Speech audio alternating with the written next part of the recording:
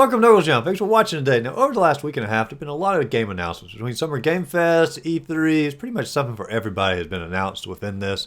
And today we're going to talk about what are my most anticipated games that were either announced during E3 or got some updated information about during E3. And so, today, let's just sort of break down my most anticipated games. Now, the first game that caught my attention was Salt and Sacrifice. Now, Salt and Sacrifice is a sequel to the game Salt and Sanctuary from several years ago. And it didn't really get a lot of press, except for more in the indie side of things. And it's basically, if you really want to get down to what Salt and Sanctuary is about, it was a 2D Dark Souls. I mean, it played like Dark Souls, it had the difficulty of Dark Souls, it had the imagery of Dark Souls. It really was just a 2D Dark Souls, maybe a little more cartoony within it, but still definitely a 2D Dark Souls. So Salt and Sacrifice is coming out in 2022, which basically continues on that trend of what they set up with Salt and Sanctuary. I don't think the storyline is necessarily connected, but definitely when it comes to the imagery, comes to the gameplay, comes to the overall just aesthetic of the game, this definitely looks like another 2D Dark Souls. And so I'm really excited about this game. We'll see what they bring in as far as new features go up from the last game. But if you're looking for a great 2D game or sort of a 2D Metroidvania or 2D Dark Souls, this is definitely a game that you guys should go for.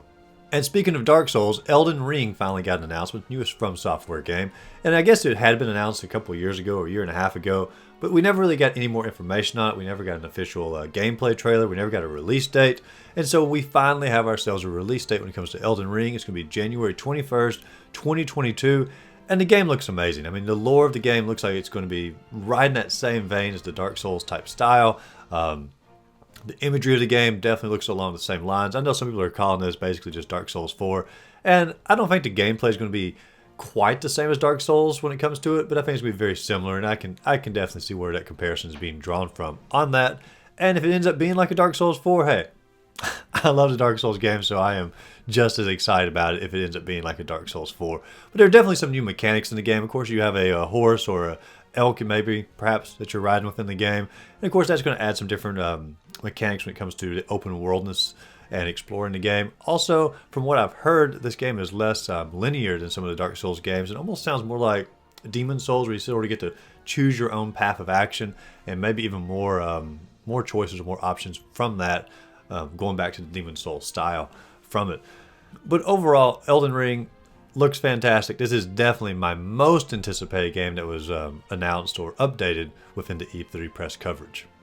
And let's go ahead and wind up the Souls-like games here. Of course, we had a Final Fantasy Origins game announced called Stranger of Paradise, and this was hyped up as a side story for Final Fantasy I with sort of Dark Souls combat. And I was really excited about when I heard about the game, when I read about the game. But then when I watched the trailer, some of the excitement, well, most of the excitement tended to disappear from that. The trailer, the dialogue is pretty cringy in it. The gameplay actually looks like it could be pretty fun.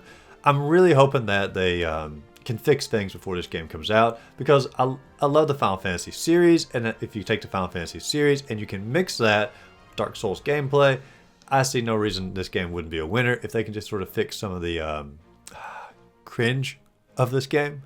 So we'll see. I'm still anticipating it. I'm still excited about it, but I am more reserved when it comes to that particular game. And speaking of Final Fantasy, I was a little disappointed we didn't get an update on Final Fantasy XVI, because they announced it back in September, and I thought for sure during Square Enix's presentation they would probably do an update on that. Maybe some gameplay footage, and there was nothing. It was just met with silence. I know the game is still in development. I have no doubt of that. But I was a little disappointed we didn't get at least somewhat of a trailer, somewhat of an update on that game. Moving along to Capcom's announcements. Capcom, they obviously showcased games that have already come out, which was a little weird on E3. But they did announce that there are going to be DLC for Resident Evil Village. And of course, I really did enjoy Resident Evil Village. We just completed a couple weeks back. It got me back into the Resident Evil series. We've been actually going back through a lot of the older ones at this point. But to know that there's DLC coming out for Resident Evil Village, that's pretty exciting. I was a little disappointed. There was literally nothing except an announcement. It was just simply a black screen that wrote on there that we have a DLC coming. So it seemed like it was sort of a last minute thing that Capcom sort of pushed out to sort of highlight their E3 presentation. But, you know, at least we still got an announcement. I'm excited about it. I guess that's probably going to be 2022, though, if I was guessing. And of course, what kind of video game press conference would it be without Nintendo getting in there to make some announcements as well? And Nintendo had a pretty decent E3 presentation. Several games were announced that I was interested in, but there were also a lot that I didn't have a lot of interest from it. The first game they announced that I was interested in was Mario Party Superstars. Now, I always have enjoyed the Mario Party series. I didn't play the Switch one as much as I thought I would. I got the game, I just simply didn't play it more than probably just a few hours.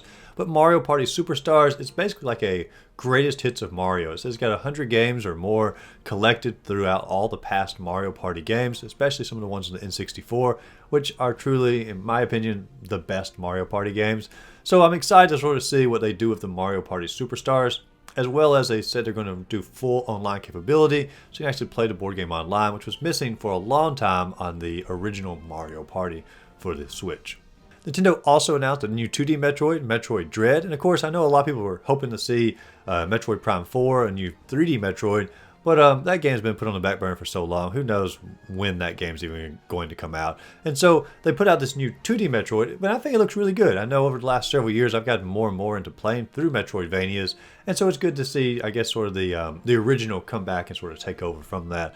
I know a lot of people are sort of doubting if Nintendo's going to charge full price for the game, but from this trailer here, I mean, between the CGI scenes, the amazing 2D animations, and the actions that put into the game, I can't imagine it not being a full-priced AAA game when it comes to it. I'm really excited to see what they bring to the table with Metroid Dread, and it will probably be a day one purchase for me. And speaking of day one purchases, I've also went ahead and pre-ordered the new Zelda Game & Watch that they announced. This is, of course, in celebration of Zelda's anniversary here. They did the same thing for last year for Mario's 35th anniversary with a Game & Watch announcement and a Game & Watch release. And I actually didn't end up getting that one because as much as I love Mario 1, it just didn't pull me in as much. But with Zelda, as I'm looking at, I like the design better. I like that green outline, of course, on it. And I also like the games that are included on it. Those 3 Zelda games, Link's Awakening, Zelda 1, Zelda 2, those are some of the best Zelda games that are out there.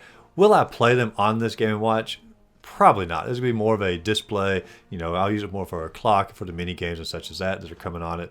And so it's definitely a collector's item, but I'm pretty excited about it, and I think it looks completely awesome. So I've already got the pre-order in. They also continue some coverage on Skyward Sword. And Skyward Sword, I'll admit I never played on the Wii because I never liked the motion control stuff. I never could get into that. And so I'm actually excited to see how this game plays out when you actually have regular controls. But this will be a brand new Zelda experience for me, and I'm actually pretty excited about it. Probably, truth be told, I'm looking more forward to this than I am to Breath of the Wild Part 2, simply because this is more of a traditional Zelda game where you go for the dungeons and you actually, I guess, play it like a normal old school Zelda game. Breath of the Wild 2 obviously got its announcement trailer, some gameplay, and it looked pretty much like Breath of the Wild Part 1 to me, and so I'll probably give it a try. I'll probably play through it, but Breath of the Wild was not my favorite Zelda game, and so I can't say I'm like dying to play the new one. I'm actually probably more excited for Skyward Sword. And I'm honestly probably most excited for the Game & Watch of the 3 Zelda announcements that came from that. But, you know, you can't go wrong with Zelda. But that wraps up my most anticipated games from the E3 presentation over the last week and a half. What are some of the games that you guys are most excited about seeing? Let me know in the comments down below what games caught your eye, which ones are you most excited about, which ones are going to be probably a pass for you when it comes to this new E3 season. But as always, thanks for watching the channel. If you enjoyed the video, be sure and like and subscribe to the channel. And as always, go out there, find a great game to play. Just simply have a great rest of the day.